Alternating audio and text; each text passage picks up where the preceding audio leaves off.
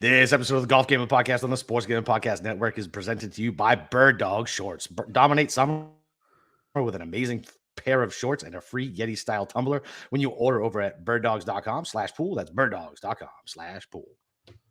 All right, DGens, welcome back. I know Steve did a show last night, very quick DFS show. Neither of us did a recap because I was out of town and Steve was dealing with his thing. So it's we're going to do a U.S. Open recap and 2023 Travelers Championship. So it's not Steve, but it's our boy Jeff Feinberg. Jeff, how you doing, buddy?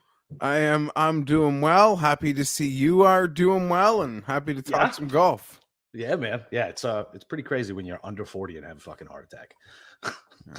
I'm 39, so yeah, I'm 39 too. But you don't smoke like you haven't smoked like a ton of cigarettes for like 25 years straight, right?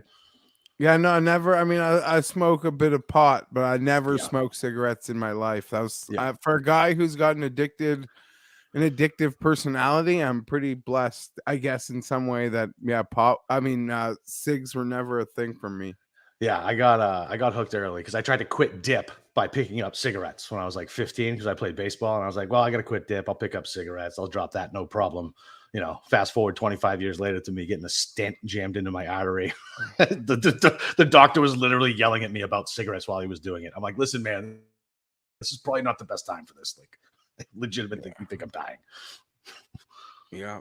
But yep. So the US Open, what did you think of it? I know it's pretty polarizing to the golf architecture guys and low score guys, high score guys, and just general discord on Twitter as usual. Where do you stand on it? I keep going back and forth. I'm in the moment, like when I was asked for a grade, by Mayo, I was probably a little too kind in some respects. The overall package was a little disappointing. It just didn't seem as penal, right? In some respects. And I don't know. I get they want weather plays a big role, I guess, sometimes when they go to certain places like an Open Championship. And that's the reality of the situation. But and I don't know, Rory not being able to hit a putt. Like, I'll be honest, I didn't have a cent on Wyndham. I didn't have a cent on anyone competing on Sunday. So the golf fan in me was literally cheering for Rory to just get number 5 or Ricky to get number 1. I didn't care for Wyndham getting 1 or Scotty getting like another. Those weren't my rooting interest. I was just a golf fan on Sunday. I was disappointed in that respect, but happy for Wyndham. Yeah, so what's funny is like I'm the opposite. I can't stand Rory, and this is before the whole Live PGA thing. I don't know. I have this long standing, just like I dislike him for some reason. He's Northern Irish, and my grandfather downloaded some weird shit into me growing up Irish Catholic, I think, and it just kind of hung with me. And it's so I at least enjoyed Sunday. Like it was like everybody was spitting the bit, and nobody really wanted it. It was somewhat entertaining coming down the stretch. I think Thursday kind of just set it up where it was kind of wonky, right? Like, I mean, you get 2 guys going out shooting -8 and a couple other guys going 6 and 5 under, and then you change the course. It's like, how's anybody else going to be able to really catch up? And I mean, people did, you know what I mean? But it was like you said, it wasn't very penal. It was kind of wonky. At least they made it a little more difficult over the weekend. But yeah, I mean, Sunday was at least a little bit entertaining, which was good. Other than Thursday, just everybody yelling on Twitter, which I just found funny. When you play it back in your head, I'm actually more disappointed in it than I was entertained on Sunday because you make some good points.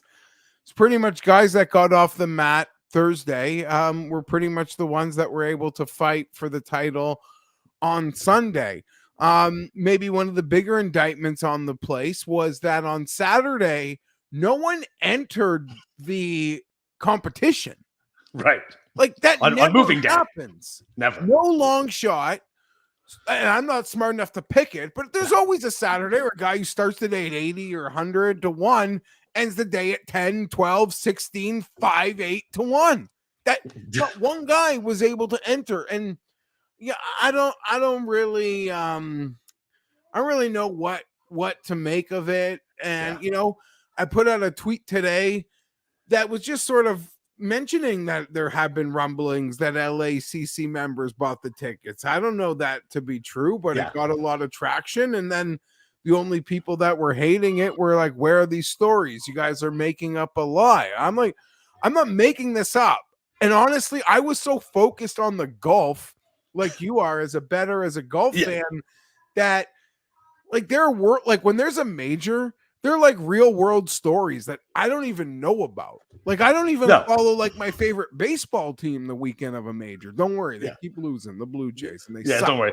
The Red Sox are some stupid. Like, the Red Sox win every day. I see that. But we really suck, and I hate my GM, so it's just going to keep him around longer. I want him fired. I want us to tank. Yeah, but I just mean like during a major, like I don't even like there are things happening in the world I don't even know are existing. You know what I mean? Right. Thank God that the holiday they celebrate's about dads, or I would let everyone down. Exactly. So but yeah, so that's a little disappointing, and I don't know. It's like Rory's like for Wyndham's drive on 18 to not have been penalized in any way. You know, like that's the weirdest thing ever. That's not right. But hey, they all played the same course. Yep. He struck it well. He made the par saves. Rory couldn't buy a putt. Like I'm not here to debate the worthiness of the champion either. And it seems like they really liked West Coast because the ratings did great and they pushed the envelope on Saturday with playing so late. But terrible. They love the ratings, and we'll see what that means. But I have no like. I respect the USGA screws up a lot, and they shoot themselves in the foot a lot. But they've also created like the smallest window for themselves to land a plane during the US Open that makes players and fans happy. Yeah. So like they've created no wiggle room where like the Open Championship is just like, here's our golf course. It's historic. If you shoot 22 under, not saying that's right, but they're like, you know, if we don't get any win, then that's just what's going to happen. The USGA doesn't have that luxury. They've created this runway for themselves, and we bet into the runway. Everyone I bet to win, not to say would have won my bet anyway, because I wasn't really looking at a guy who'd never contended in a major.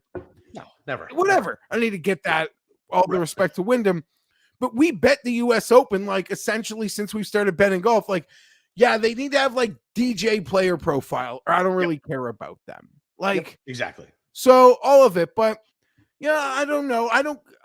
Every golf architecture snob needing to like write an article yesterday pretty much saying it's still a great like I don't know, it was all obnoxious. You're right. The complaining on all of it, and the defending, it was all obnoxious. It was all of it.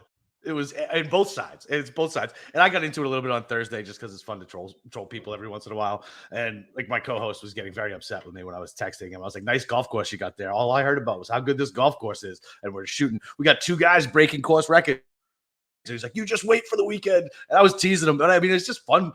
Like, and I'm sure they're right. Like, listen, I fucking have a blast at that course. It looks great. I don't know if it's the best venue for a US Open, but and never mind, like you already touched on, never mind the fucking crowds. Like, forget about it. All corporate chalets, 15 people around. Ricky's dropping, 65-foot putts, and it sounds like the men at work clapping. Charlie and Emilio, just two guys giving the golf clap. And it didn't feel like a US Open. And I feel like the crowds had a big part to do with that. Yeah, no, 100 percent. I don't know what did you say at the top there? Because I just lost my train of thought for a second. I'm just sorry. That look, like I'd love to play the course. I'm sure it's fine. It's just not like a good US Open course. You know what I mean? Like, and it was fun to troll. Oh yeah. And I gotta give like 5 stars to our boy at Golf Digest, Powers. Oh my God, he was he was going at those architecture snobs all week, and the one he did that I love as a guy who just, I'm a San Diego soft spot, La Jolla soft spot. So I get really offensive or defensive when the architecture snobs come at Torrey Pines. Yeah. But he's like, yeah, for all the architecture snobs at Torrey Pines, it would never allow what happened here to happen. Exactly. Right? Like, but in the end, we got a great leaderboard with Rory and Scotty and a preeminent face and Ricky that everyone's kind of rooting for. And the guy who gets to have his breakthrough moment. So I couldn't argue with it in that sense. And like you said, Sunday entertained me, even if it didn't, penalize them in ways I wanted them to be penalized. I'm always kind of entertained and mesmerized by a Sunday major championship. I'm not hard to I'm easy to please, honestly. I'm the same way. I'm the same. And I was calling because Steve had money on Rory, and he knows how much I hate Rory. And I tried not to mush him and try to do things like that, but I couldn't help it at some point. And I was like, look, man, Mito is still on the table. Like Mito's tee shot is still on the table. And then he basically did Mito's tee shot and didn't get penalized for it. It was crazy. Like the juice in that guy's swing on 18 was definitely there. And and then probably when he went up to the ball and realized he was fine, he was able to calm down. Because if he was in some shit, I wonder what would happen, how bad the wheels would have came off. And I'm an apologist for a lot of guys. And probably, I'm not like the biggest Rory fan, but I was never one of these guys to pick on him or pile. And, you know, I'd bet him sometimes. I didn't bet him most of the time. I've stayed, but as someone who's like kind of just always been a fan and an apologist for him, I had this moment like on Sunday night where I was like, oh my God, like there are very few things. So like there are so many golfers who the only thing they can do is win a major to change your opinion of them. Like there's not another event that like Xander or Cantley can win that you would be like, yeah, that's great for them. Like they're at the point they almost have to win a major for your opinion of them to change. I would have said this like a while ago, but like a Kuchar or a Snedeker, like they've won everything there is to win. Exactly. The only thing that would change my opinion of them is winning a major. Rory has somehow changed my opinion of him finally. Finally, Capper. Between the Open Championship Sunday and this, where, Cam Smith took it from him, but Rory didn't have to hit it to 40 feet all day. Could have tried to make a birdie. And then Sunday, man. Oh, man. It's like, no offense to Wyndham, but it's Wyndham Clark. The course is playable. You're Rory McIlroy. Like in some way, to me, it's the first time. Like he's obviously a Hall of Famer, first bat, whatever you need to achieve. He can still win. Like the Grand Slam is still there for him, but he's like officially down an all-time pedestal to me after. In combination, like I apologize for him after the Open. Maybe I was just happy because I won Cam Smith bet. So me too. Like, I'm not gonna be hard on Rory. Like he got by the guy I bet on. I'm not gonna pick on him. As someone like that was just a neutral observer, I was shocked. You can't hit no all-time great doesn't hit a single fucking putt on not a single shot, and not even like, and he didn't set himself up for like a good putt. No, he did though. There was like an 8-footer early, and then the 3.5-footer on 8. He missed a bunch, and then he missed a par saver. And the only putt he made all day was literally like a 7.5-footer on 17 for par. 17. That was the only putt of significance. He burned edges. Like so many of them looked perfect. But I don't know, man. No all-time great. Anyone I consider an all-time great does what he does. I then have to reevaluate where you are on my super scale. I'm sorry, man. And it's got to be a mental thing, right? Because you got to think like he's got all the talent in the world. He goes out and he dominates all these fucking stats, right? Strokes gained, blah blah blah. Like, and listen, I get that they have a spot on how we choose and how we look at guys, especially playing daily fantasy and things like that, and how you want to gauge how hot guys are. But at some point, the stats don't matter, and between the ears definitely matter. And there's something wrong with Rory and majors. This isn't like, oh, it's Tony Finau. I apologize for him because he's just there a lot and he'll knock the door down. Right. Like we're on a different scale of who we hold you in regard accountable to. Exactly. And I know you are, I guess, like for someone like you who's been a long time, like this guy's never been all that and a bag of chips. You're kind of like able to be, I told you so, but you could also respect why people did hold him absolutely on that pedestal and be like, okay, he's obviously not Tiger, he's not Phil, but like in this sort of like all time, like he's still a great. Oh yeah. And like, I don't know, man, anyone who I picture as an all-time great, you can't not hit one freaking shot on a playable Sunday. All you had to do was shoot 1 under to get yourself into a goddamn playoff. Credit all the world in the Wyndham, whatever. And he got breaks. He got the opportunity with the bunker.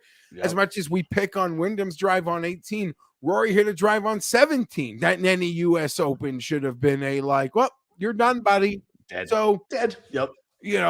That water finds its level there, but come on.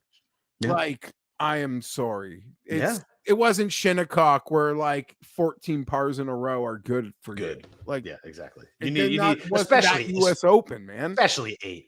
8 was ridiculous. To 3-putt 8 was absurd.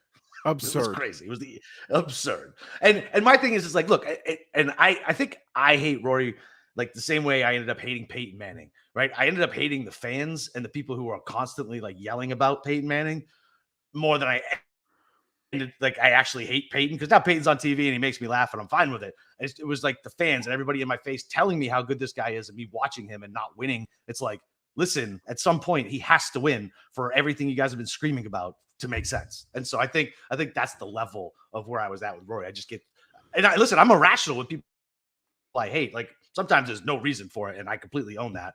But yeah, like that's kind of I think how I got there with Rory, because you're right, he's absolutely great, and that's what makes I think it's so frustrating for his fans to watch him be able to do anything, and especially have these 62s on Sundays when he's 10, 15, in 10th place or 15th place to get a backdoor top 5, and then to go out and do something like that on Sunday, or like you said, the Open. Like it's just gonna be insanely frustrating to know he can do that on a Sunday and then not do it when he's actually in contention.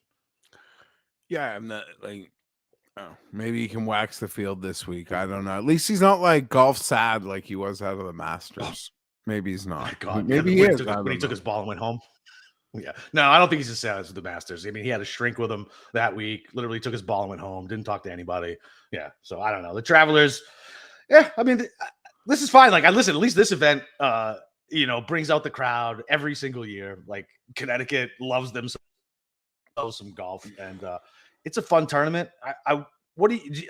I mean, I know everybody's talking this week about like course history and things like that, but there really hasn't been this strong of a field. I mean, the only one I can think of is like right out of COVID, right? With this many heavy guys out of it. So were you taking course history into effect? Did you kind of skew it now? Because it's like, well, now we have all the top players here. Yeah, it was always a nice field, but you're absolutely right. I don't think any of that matters. We'd get the week after a major and you'd almost be like, yeah, those long shots are so live because it's like 2 or 3 great players that are here, and maybe they're here because of obligations they made a while ago. And yeah, so some of my like betting mindset that I like take for the week after majors, I have to like just flush away, because like, no, it's an elevated event. The purse is more than the US Open. Open, yeah, exactly. Right? So that's pretty messed up. I am still of the opinion a good player is going to win, and we've almost gone too long without a really good player win. Not that I'm betting on any of the guys at the very top, or the very, very top, I should say, but feels like we're due for like the 00 green coming up on the roulette board, where the house just swipes our money. Absolutely. And especially after somebody like Wyndham Clark just wins, we're all going to be like, oh, so maybe longer shots are live again. And we're going to sprinkle the board down low. We're going to go back to our old habits, betting 30 to 50s, 30 to 60s. And Scotty Scheffler is going to win by a dozen fucking strokes. And that's going to be that. I can absolutely see that happening. Yeah, I don't remember who I saw tweet it today. It was someone who I follow. One of the many people who are in that New York or Connecticut area said they were at the tournament last year here, and on Sunday they saw Scotty Scheffler like bang his putter against his golf bag, saying, "I hate this fucking course." Oh, that's not great. So, like, I mean, I wasn't betting Scheffler to begin with. No, me either. Like it's been pointed out a few times, I'd rather just be happy for him when he wins at 6.5 to 1 than be hating him because I put my whole bankroll on him to win at 6 to 1, and he does kind of what he's been doing. Yeah, you stress every single 4-foot putt. That is not going to be good for your health. Like, it's just not going to be. Like, especially when it's been broken. The putt has been broken since match play, since he let Sammy win that tournament, like by missing that little bunny putt. Yeah, I mean, it's been broken since then. It's in his head because he was talking about it leading into the US Open, saying, hey, maybe I'll have something for you guys on Thursday, switching putters. Like, so, okay, so it's clearly in your head, and it's not just us overanalyzing what you're doing. You're thinking about it as well, which is never a good sign. But if he figures it out, which I don't know. He sure can, right? I mean, when he goes on these runs, he figures his putter out. But the top of the board definitely seems like it's in play, especially since now we'll all have our hopes up to actually think we could hit a decently priced winner after Wyndham. So at the top of the board, it's under 20 to 1. Do you bet anybody under here? I took Hovland at 22. He is Yep. 18. You still bet him at 18? I don't know. I guess I would say I have to because but I bet him at 22. I was almost surprised at how little talk there seemingly is for him this week. Maybe the course isn't like hard enough. No. But this is essentially the same number. He was asked to win a major. He just won Memorial. I'm still confident that he's going to be amazing through the summer. I would say that it's pretty crazy. I'm seeing like on DraftKings, everyone like Rory, Cantley, Rahm are all 12 to 1. So stupid. And I know how like crazy it is, that is in some respects. But Cantley here, if he's ever going to I agree you can make a case for all of them relative to their number a week ago, but Cantley at 12 to 1 at the Travelers to me is a much better bet than Cantley at like 16 to 1 to win a major.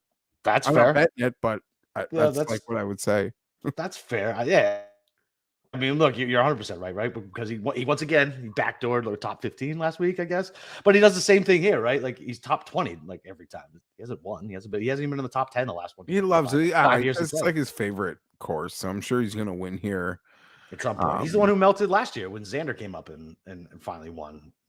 After he won. Did he win the Scottish the week before, or did he win the Scottish after this? No, that was after. So yeah, he broke a nice winless drought here. But yeah, no, I've bet on Victor at 22 and I bet on Morikawa at 28. So I kind of invested early, and I'm not gonna lie, when I saw the odds on Monday, I had a feeling that this one could be an expensive event for me. So yeah, especially if Scotty or Rahm or Rory at that matter, like you said, hit double zero and take the money.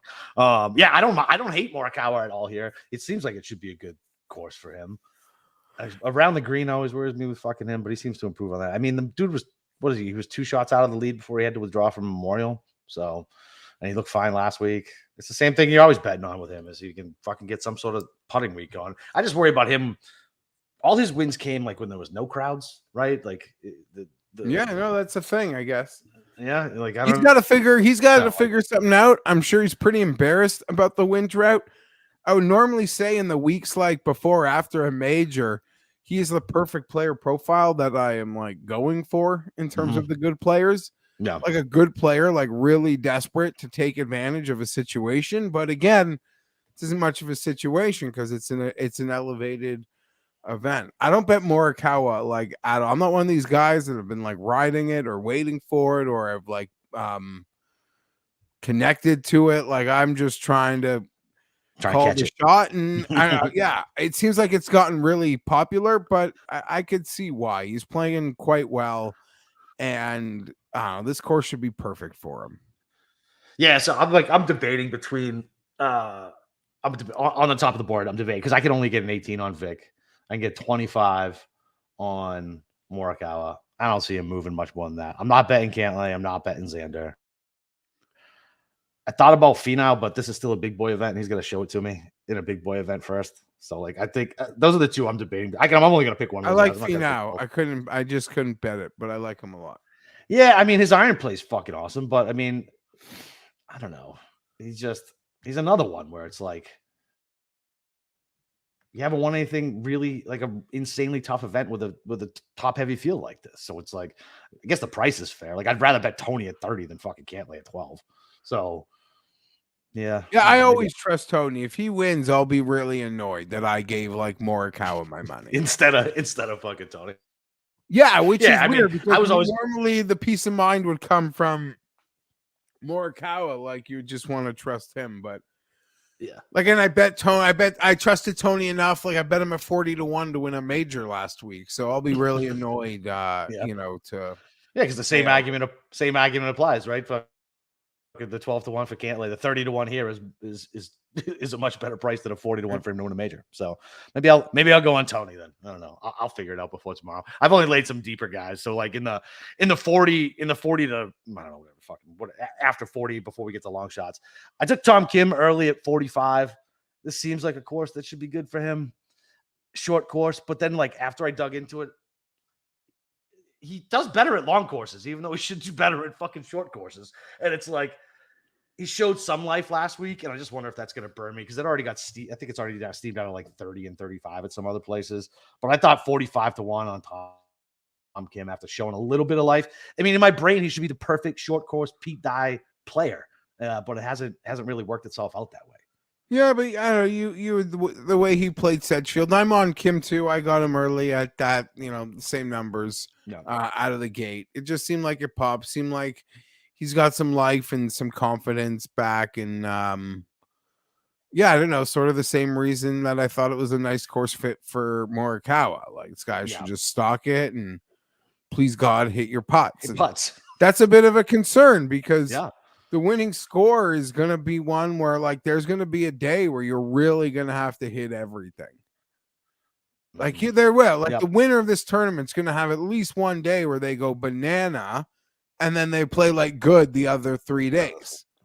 So you're going to need at least one you're going to need one like white hot round. I mean, don't get me wrong, you're going to need a putt quite solid the whole week. But I don't care about scrambling because I feel like if you're missing your greens and you're not giving yourself looks, like you're dead anyway. I don't care. But yeah, I'm here for Tom Kim. All right. So that's kind of why I was debating Fitz. I haven't pulled the trigger on him. One, because I fucking hate him. Like he's another guy who I just can't get behind. He won the US Open. Like what number you say? 40, 45? Like that's 40, 45. That's crazy, man. I know. I hit him at Heritage the week out of the Masters at like 30. So didn't he do shit? What was the score at Heritage? What was the score at Heritage? Do you remember? Was it low teens or high teens? I can't remember. I don't remember. No, it was the Spieth playoff where we were lucky to still be alive after some of those misses. I know. Yeah. So I in my brain, he's a guy who can't go low, right? Like I want him in higher scoring events. What you know what I mean by higher? Like fucking like I want him in like -8 to -10, -12. I don't want him at 16 to 20. In my brain, he just can't make those birdies because he'll drain the 12 footers for par, but he'll never hit those for fucking birdie for whatever reason. Plus, I hate I don't like rooting for him. But man, 40. That's another one where it's like maybe I go Finau Fitz, fucking hold my nose and call it a day there and just have the rest of my bombs. That seems too high, honestly. Yeah. A number for him. Like, no disrespect. I don't know where you stand on this. Yeah, I guess like if people pop those like 60 and 70 to ones on Henley, but now his number is ridiculous. Like now he's lined up. Like, come on. Like it's Henley. It's Russell Henley. And he's 33 to 1 at some spots. It's unbelievable. And he better fucking win this week. I didn't even bet him. No. I'll just put it this way. The amount of Russell Henley hate list tweets you're gonna see at some point this week, if he's not playing great. Oh yeah. From everyone that like talked themselves into betting Russell Henley. I'll bet a lot of losers, but at least I want to bet guys that it's an elevated event. So you're not going to get you can only be so lucky if they're having to play like Aaron Rai or CT Pan on Sunday. Yeah, exactly. That's probably not the case. You're probably going to have to win your 5 million. You're going to have to fend off like Wyndham did, like a couple fucking dragons on Sunday. And I ain't referring to Ricky. No, poor Ricky. After we go through his odds, I want to go through a couple of players. See if you're poor Ricky. Let's say he just had let's say his week was reversed, where he had that fire Sunday to give him that great finish. We're like, oh, we love you, Ricky. Great job, buddy. We love what we're seeing, but it's coming, bud. It's coming. Yeah, next, then we'd be like, then everyone would have bet Ricky this week. Absolutely. In the same way, maybe we're betting Tom Kim. Okay, yeah. but you know what I mean. Like anyone, Oh yeah. like Xander might defend, but when you do what he did last weekend at a major, Gross. Gross. and I know because you've told us as golf fans that you like in COVID, he's like, I'm depressed because I only identify with being a golfer. Right. Because I've heard you say that, Yep. I don't think you slept on set. Like, don't get me wrong. Right. Sixth place paid like $500,000. They all live in the world we can dream. That doesn't even matter. That doesn't but matter. That doesn't matter. They like you saw Brooks. Yeah. Yeah, it's different. It's different between Eric. It's different between Eric Cole catching $500,000 than fucking Xander Schauffele. Xander Schauffele, and people could be like, "I'm an idiot for saying this." He'd take a U.S. Open win and say, "Keep the check." Like if he could make that deal with the devil right now, yeah, you could win the U.S. Open, but you don't make a cent from it. Be like, okay, yeah, please, where do I sign up? I'll go to Travelers the next week and win $3 million. I don't need the $3 million. I just want to win a major.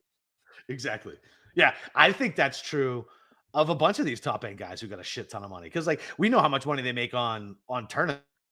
And never mind, I don't have a fucking clue what like NetJets pays these guys. Like, you know what I mean? Like, these sponsors aren't like your local used car dealership. They're private jet companies and fucking giant, conglomerates of accountants and shit like that who have money to spend, like KPMG. Like, these guys are getting paid, so they absolutely like Finau, Cantlay. They would all fucking sign that contract tomorrow.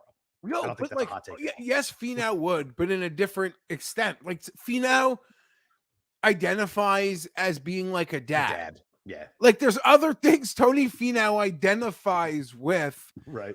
And it's not a knock on Xander.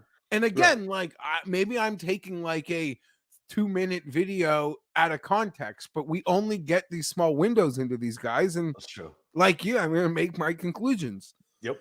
I'm gonna armchair psychology you whether I am right or wrong. I'm still gonna do it. For better or worse, it's happening. And it's such a dangerous thing to do. But yeah, I think you're 100% right on that. And it is funny, like poor Ricky, because you're right. I didn't even think about that. If it happened in reverse, he'd be 18 to 22 to 1, and he'd be steamed to hell in the gambling community. Everybody would be on him. Everybody. Let me ask you this. What would Hatton pay if he was here this week? Like 24, 22, 25? Yeah, probably. Yeah, probably. Because it seems like a course for him too. Yeah. Why isn't he here? What the fuck is he doing? I don't know, but he was on a heater too, man. Like, what are you doing, man? You're playing the best golf of your life. Yeah, I guess. I don't know. I mean, he got talked into coming to Canada. Yeah, they played. Yeah, it's fine. Played well. Great tournament.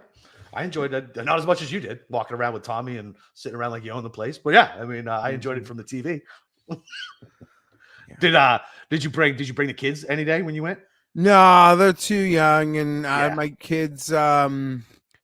Yeah, maybe I regret not just bringing them on Tuesday. I could have set my kid up. Practice. Yeah, because guys play like different nines. Yeah, but I know this one spot of the course where like both nines for a moment intersect. Yeah, and like if you just hung out there, you could have gotten everyone. Because both of your kids are under 7, right? Yeah, and you bring a kid that young who doesn't care. Yeah, forget about it. Forget about it.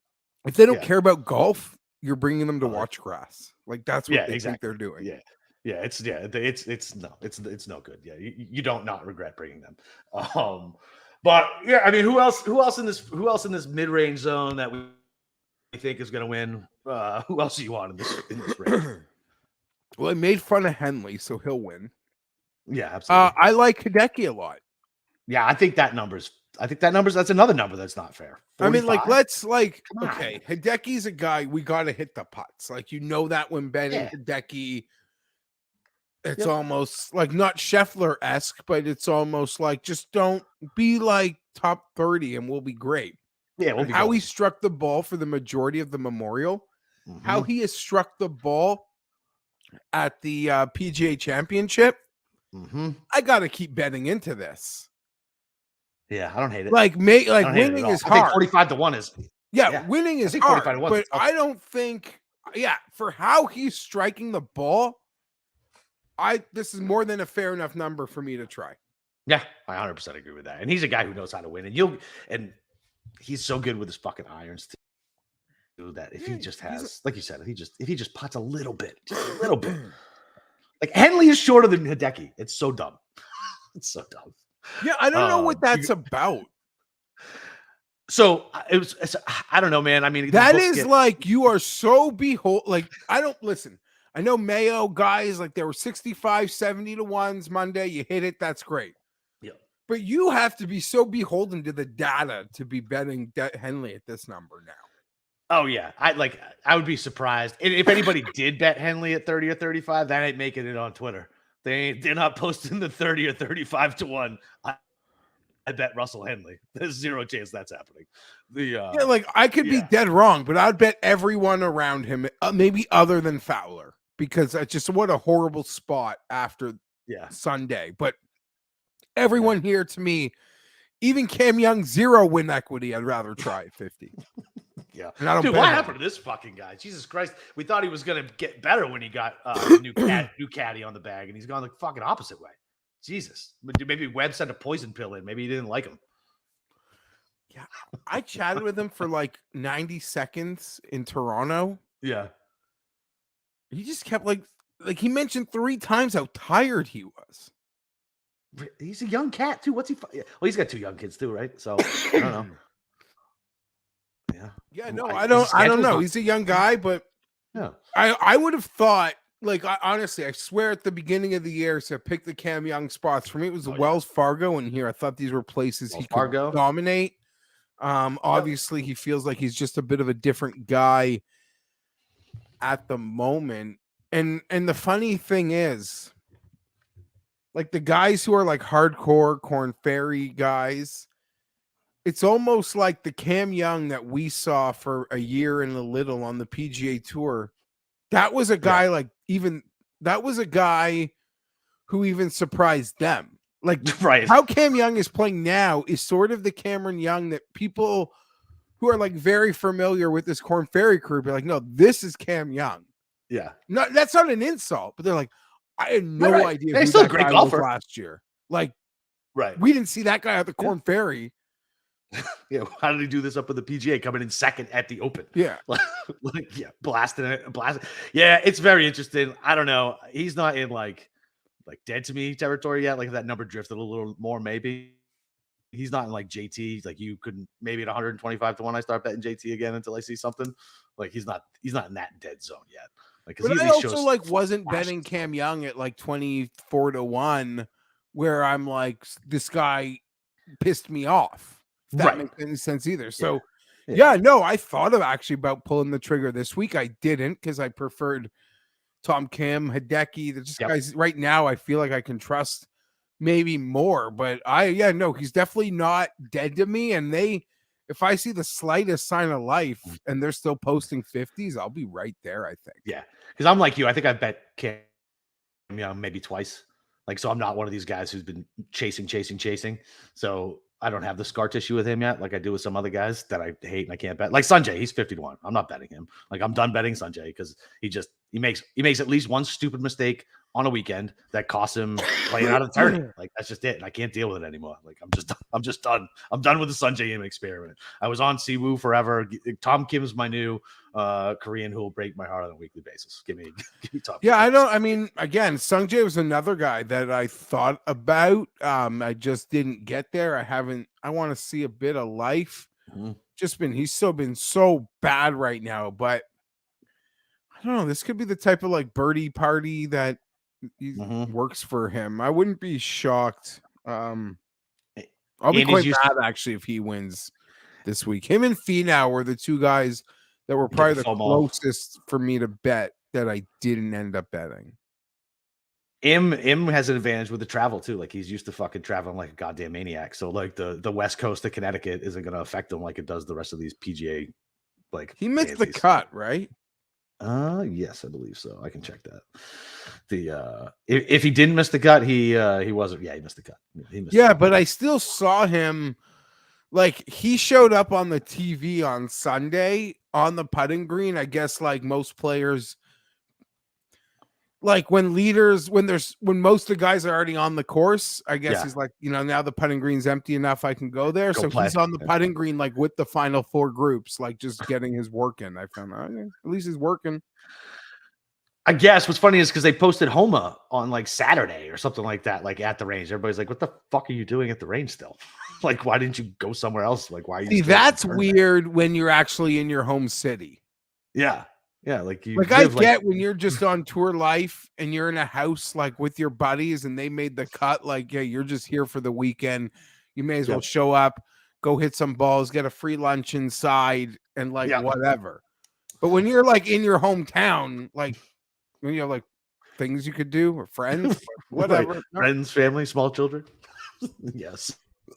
So you got Decky in here. You didn't want to bet Young. Who else you got? Like that's not a bomb. So like under 80. Got anybody else under 80 you like? Yeah, Bet365 put out a Fleetwood boost, so I took it. Oh boy. So listen, I had the Fleetwood ticket with you up in Canada, and it was so funny.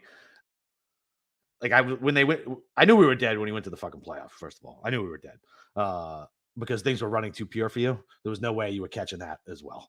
Yeah, that'd have been. I had good luck. I had good luck in the playoffs because I had the Fitz over Spieth. I got the Grillo break. I had Hovland beat Denny. So I was like, even I knew like forgetting like my running pure, like my simple playoff probabilities were not gonna hold for me here. I wish so badly they did. But even you kind of won because the Canadian won for the first time in I literally had to sacrifice my own personal glory for the betterment of club and country. Good. Like literally. Yeah. Trudeau should give you a medal. Yeah, no, I listen, I sacrificed, but I would have, trust me. I made like pals with Tommy's dad on the Tuesday. Yeah. And there's like no one there. Like I literally swear on Herbert's ACL that if Tommy had won that thing, all I had to do was all I needed to do was make eye contact with his dad. Yeah. And I showed the video. Like I was I put myself in a position for the champion's hug greeting, not the I'd have been right in there. I'd have been whisked in. Bro, I'd have been showing, I'd have been offering Finno, bro, I got a bag of fucking joints. What do you want? Like, let's go. But no, everyone else got to be, no.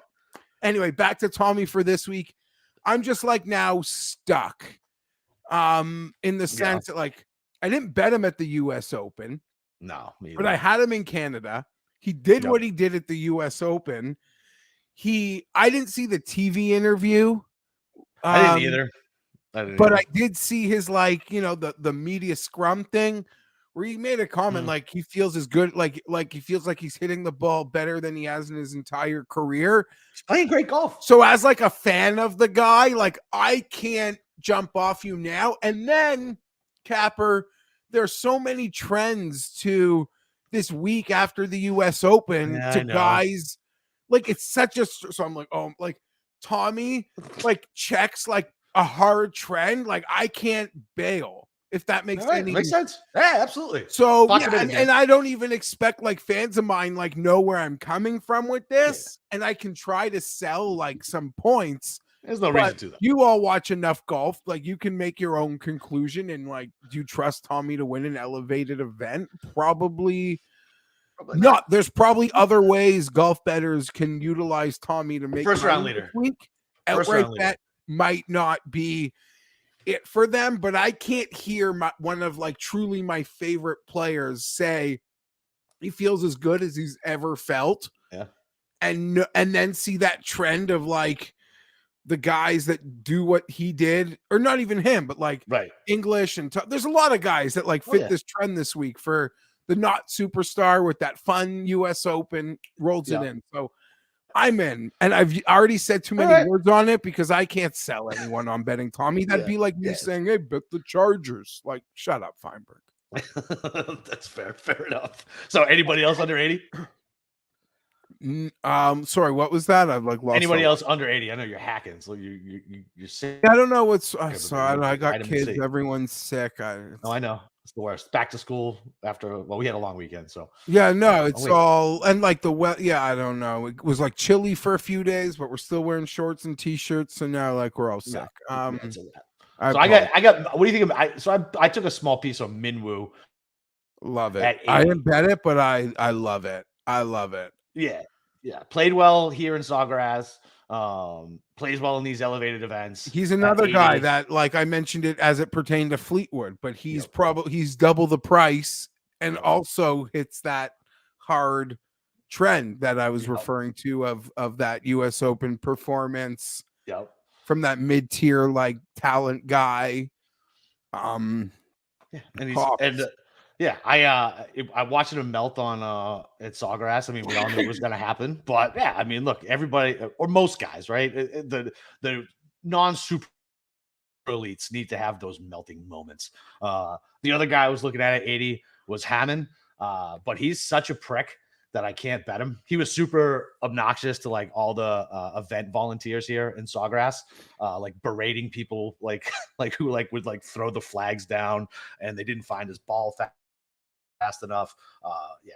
So I can never bet him. He's got a really good course history here though. So I think like a top 20 would probably be good because he's always one of these guys who sneaks around and I think he's got like three or four top fives here. But I hate Harman for how he treated people around here. So yeah, he's out for me. But I think that's a good bet if you don't have those feelings towards him, like a top 10 based on his tournament history. Yeah. Buddy, I never bet him. I just cannot stand him.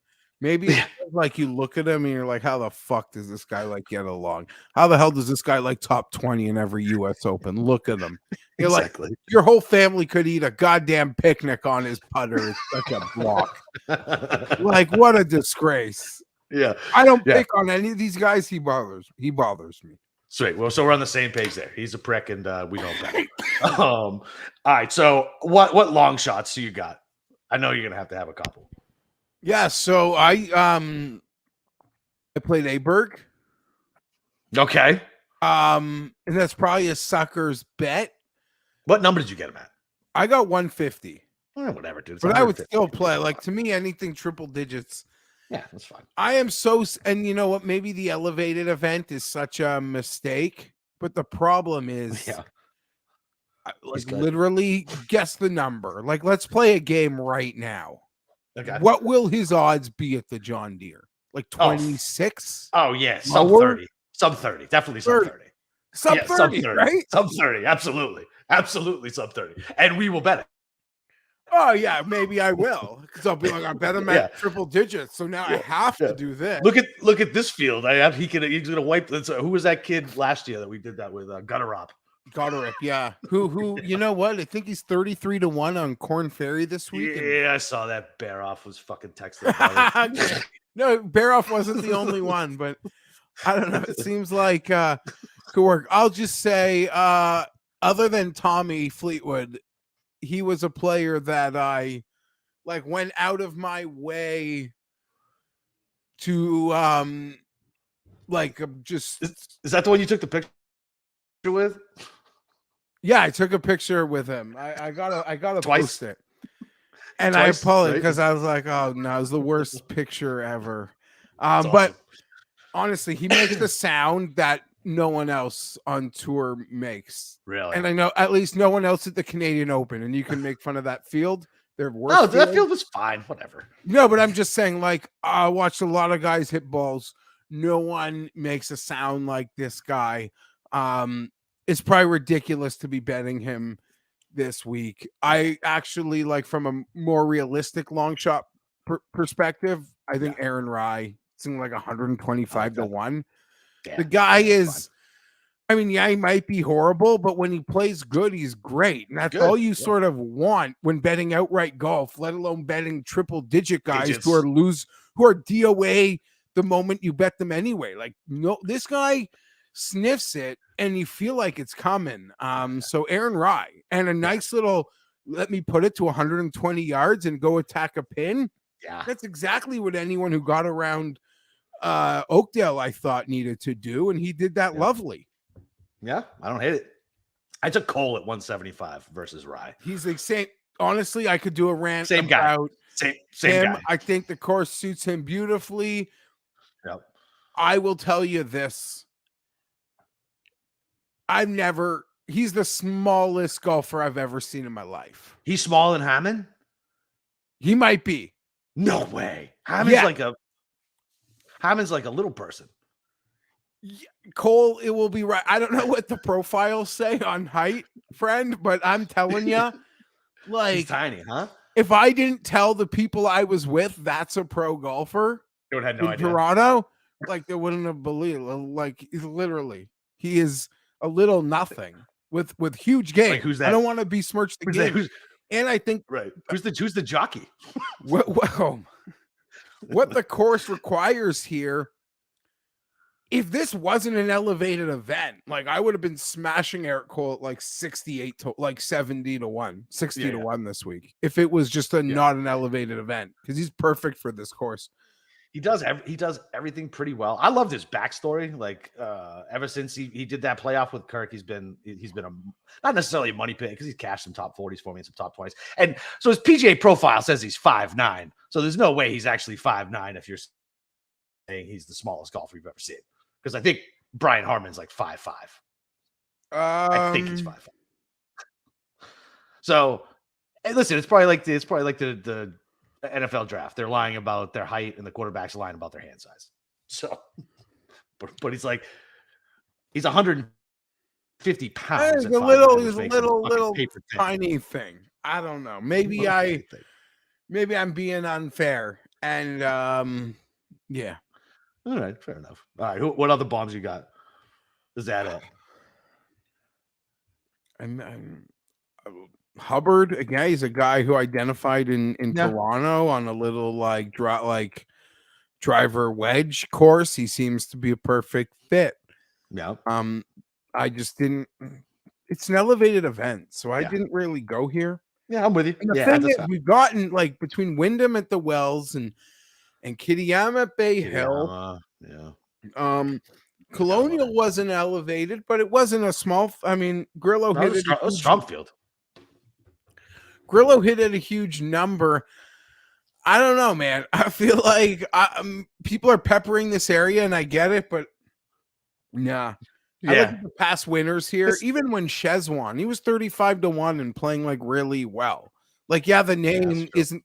When he won here, he wasn't like the Chez of the odds today. The winners here, they've just been quality middle of the board players. And guess where I love to bet? That like 25 to 50 to 1 range. And that's why I feel like I've hit 3 winners in the last 5 years at this course. So I'm not going to change my strategy, despite it being a quality field. Like, I'm going to still bet into good players. Love it. All right. So that's a wrap for the Travelers. So real quick, what do we think? So obviously the U.S. Open kind of changed opinions on some players or solidified opinions on some players. The Ryder Cup situation. What do we think about the Ryder Cup? Wyndham should definitely be in, right? Winning an elevated event and a major. What about guys like fucking JT, Finau? Like Finau's got to do like these guys are back in the points, man. Like Morikawa too. Like it's crazy, dude. Finau's 17th right now. Like he's so far back. Like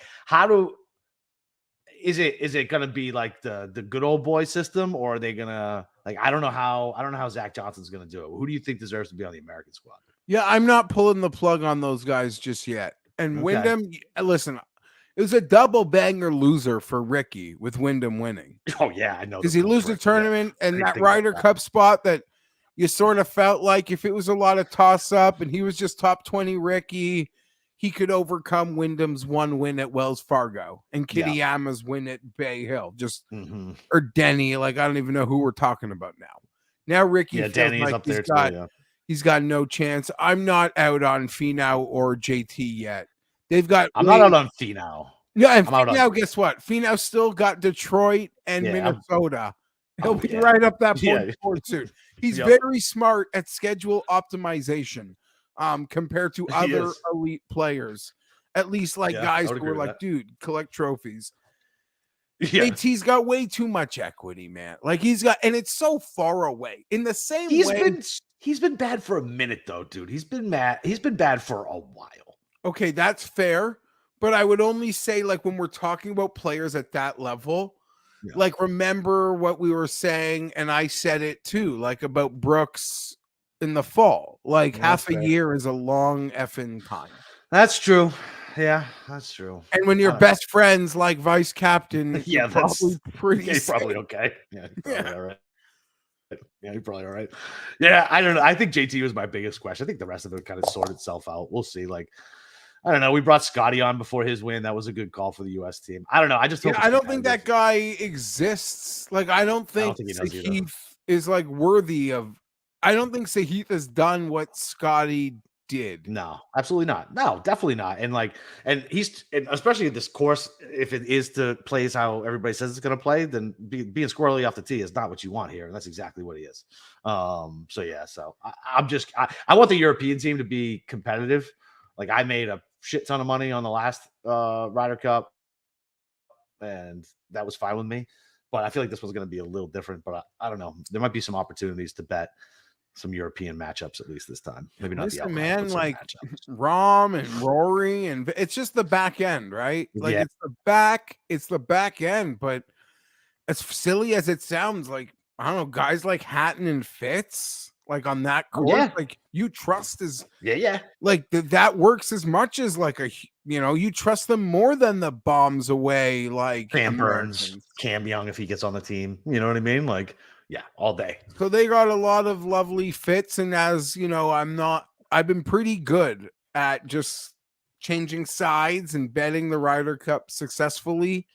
Haven't Yeah. really made a decision yet, but the Europeans always hang tough at home. Like they will not get their asses whipped. Like I don't think that can happen in the way that I knew it was happening last time. I know you made a shit ton of money. Yeah, as well. I hit multiple like 4 matchup parlays. Never mind all the money I could get down prior. Like it was a beautiful thing. Yeah, so I don't know. I'm looking forward to that. I mean, listen, I guess. Oh, I didn't say congratulations. You've got a kid on the way, right? Yes, we're having our third at Christmas. So yeah. Oh, fun. Yeah. I have my youngest baby girl is December 15th. I got a birthday in January, and then two in January and 1 in February. So the fourth quarter is a very broke quarter for the Capper household. There it is. Yeah.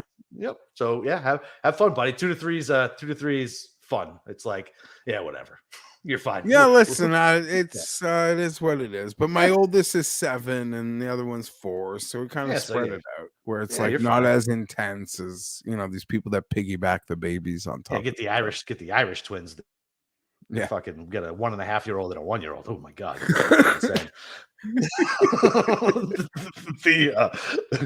but man, so wait, so you're gonna be turning 40 with a brand new newborn? Yeah. For my 40th birthday, I have 2 daughters. So for my 40th birthday, it's a boy, and we get a boy. So that's there you go. Well, good shit, man. You guys come up. You guys kicking around names yet? Family names or anything? Yeah, I'm a family name guy. We both are very fond of our grandparents, our grandfathers. Nice. So, yeah, they're like, I don't know, these kids like with these like douchey fucking names, like they're gonna be in like a band or something. Yeah, fuck that. Yep, I'm with you. I completely understand. All right, well, if you're listening to this pod, you guys definitely know where to find Jeff. But just in case they don't, Jeff, if I could tell them where they can find you. Yeah, you just find me on Twitter at GFeinberg. 17. You catch the show weekly with myself and Pat Mayo. I am still with Odds Checker, but as you notice, those videos haven't been happening. They're doing a bit of like an internal restructuring on their video department. But there's been lots of that in sports media lately. Yeah, a lot, and I'm familiar with it. Someone's kind of been around the block and blessed to not be beholden to those news pits and sort of found some ways in this new like internet media. But that's where you can find me betting on Victor all summer. That's really all fun. Summer. You still getting shady sports books to give you the football the field goal bet? No, you know what? I kind of stopped those because once Victor became like this short, it was like to get to win, like when he's 20-1 to win a tournament, to win by a field goal, they're only giving me 40-1. Oh yeah, fuck that. That's not. And I'm like, nah, like that's bullshit. Yeah, no way. That's bullshit. And I'm kind of off that. My new thing with Victor Capper is not that he'll win, by touchdowns or field goals like I used to think. It's that you look at the scores that like the holes that play the hardest, and there's like one or two guys that make a birdie on those holes. One of them's always Victor. Yeah. And yeah, he might make you want to pull your hair out doing something stupid and blowing an opportunity. Yep. But he's going to go to that hole that's playing a half stroke, a quarter stroke over par, and he's going to make a birdie and instantly make a stroke and a half on the field. And that's why I'm obsessed. That's why I'm obsessed. I love it. All right, you guys know where to find me at Boston_Capper on Twitter. You can find Steve in our Discord channel. Go give his course preview a click if you haven't already, and listen to his course preview / DFS show they did solo last night. Other than that, fucking elevated event. Let's make that fucking money.